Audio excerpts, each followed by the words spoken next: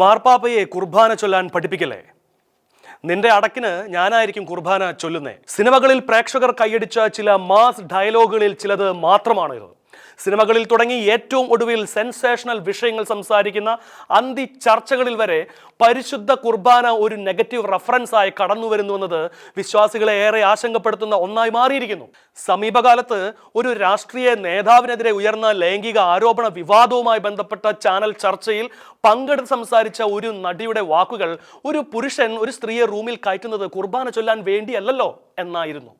ചില കാര്യങ്ങൾ വിശദീകരിക്കാനും മനോഹരമാക്കുവാനും പെട്ടെന്ന് തന്നെ അർത്ഥം മനസ്സിലാക്കുവാനും ഉപമകൾ ഉപയോഗിക്കുന്നത് അതിൽ തന്നെ തെറ്റൊന്നുമല്ല. എന്നാൽ മറ്റ് ഉപമകളൊന്നും ലഭ്യമല്ലാത്ത വിധത്തിൽ ജുഗുപ്സാൽവകമായി ഇത്തരമൊരു ഉപമ പ്രയോഗിച്ചു എന്നതാണ് അപലപനീയം.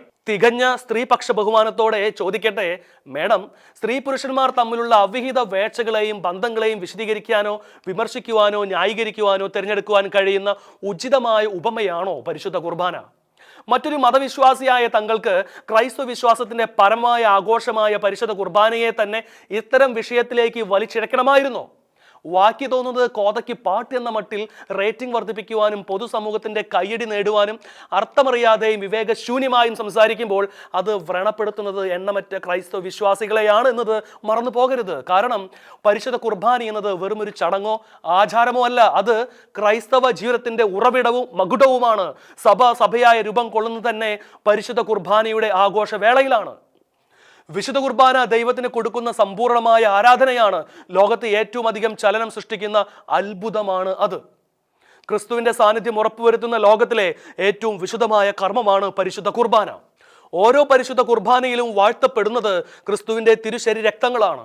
ലോകത്ത് ദിവ്യകാരുണ്യ അത്ഭുതങ്ങൾ നടന്നിടങ്ങളിലെല്ലാം ശാസ്ത്രലോകം പരിശുദ്ധ കുർബാനയിലെ തിരുവോസ്തിയിൽ യേശുവിന്റെ സാന്നിധ്യം നിഷേധിക്കുന്നതിനായി പല പരീക്ഷണങ്ങളും നടത്തിയിട്ടും എല്ലാ പരീക്ഷണങ്ങളും ഒടുവിൽ നൽകിയത് ഒരേ ഒരു ഫലമായിരുന്നു എന്ന് തന്നെയാണ് പരിശുദ്ധ കുർബാനയുടെ മഹത്വം.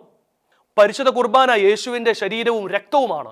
അത്രയും പൂജ്യവും പരിപാവനവുമായ പരിശുദ്ധ കുർബാനയെയാണ് അർത്ഥമറിയാതെയും ആദരവില്ലാതെയും കോമഡിക്ക് വേണ്ടി സിനിമ മുതൽ സാധാരണ സംഭാഷണങ്ങളിൽ വരെ ഉപയോഗിക്കുന്നത്. കഷ്ടം എന്നല്ലാതെ ഈ കൂട്ടരോട് എന്തു പറയാൻ? പരിശുദ്ധ കുർബാനയെ അപമാനിക്കുന്നതിൻ്റെ ഭാഗമായി മാത്രമേ ഇത്തരം പ്രയോഗങ്ങളെയും വർത്തമാനങ്ങളെയും വിലയിരുത്താനാവൂ. പുറത്തിറങ്ങിയിട്ടില്ലാതെ ഏതാനും ചില സിനിമകളുടെ ടൈറ്റിലുകൾ കൂടി പരിശോധിക്കാം. വിനായ് ജോസ് എന്ന പുതുമുഖ സംവിധായകൻ ചെയ്യുന്ന സിനിമയുടെ പേര് പാതിര കുർബാന എന്നാണ്. പൂർണ്ണമായും സ്ത്രീ കേന്ദ്രീകൃത സിനിമയാണ് എന്ന് അവകാശപ്പെട്ടു വരുന്ന ഒരു സിനിമയുടെ പേരാവട്ടെ കോട്ടയം കുർബാനയെന്നും. ഇതെല്ലാം കോമഡിക്കും ഹൊററിനും ചില പ്രൊപ്പഗാന്തകൾക്കും വേണ്ടിയാണ് എന്നതുകൊണ്ടാണ് ഇവയെ അപലപിക്കേണ്ടി വരുന്നത്. കൂദാശി എന്നും കുംഭസാരം എന്നും പേരിൽ ചില സിനിമകൾ ഇവിടെ ഇറങ്ങിയിരിക്കുന്നതും ഓർക്കേണ്ടതുണ്ട്. മറ്റൊരു പേരും സിനിമയുടെ ഇതിവൃത്തത്തിന് മതിയാകാത്ത വിധത്തിൽ ഇത്തരം പേരുകൾ തന്നെ സ്വീകരിക്കുന്നതിൽ എന്തെങ്കിലും നിഗൂഢ ലക്ഷ്യങ്ങൾ ഉണ്ടോ എന്നും സംശയിക്കേണ്ടിയിരിക്കുന്നു.